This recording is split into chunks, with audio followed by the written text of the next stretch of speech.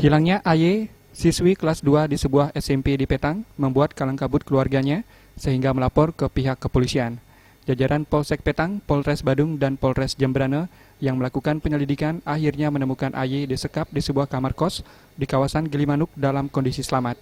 Sementara 2 orang pelaku lelaki asal negara dan seorang perempuan asal Kupang kini menjalani pemeriksaan intensif aparat kepolisian. Kapolres Badung AKBP Tony Binsar mengatakan peristiwa ini berawal dari perkenalan AY dengan imam 6 bulan lalu melalui SMS nyasar. Dari perkenalan tersebut mereka saling berkomunikasi.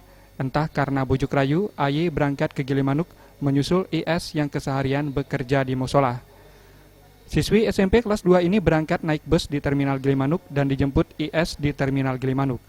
Dalam pertemuan tersebut, AY diajak tinggal oleh IS di sebuah tempat kos yang baru disewanya sebesar 250.000 sebulan.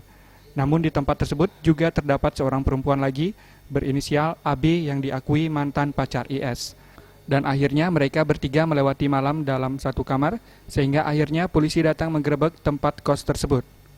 Hari Minggu, dari Terminal Ubung menuju ke Gilimanuk dipandu lewat telepon, dan di sana di Gilimanuk dijemput, di Jembrana itu dijemput oleh pelaku 2 orang.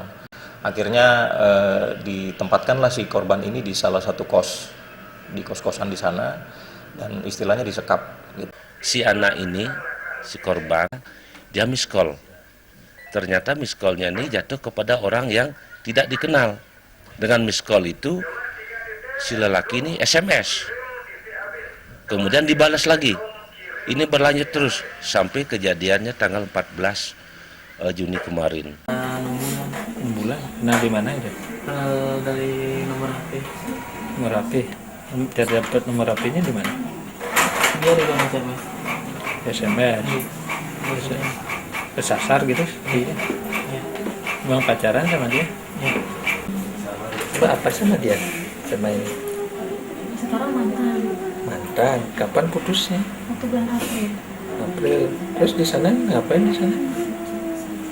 Itu udah mau ketemu sama ibunya, terus disuruh nemenin kayaknya di kos. Udah.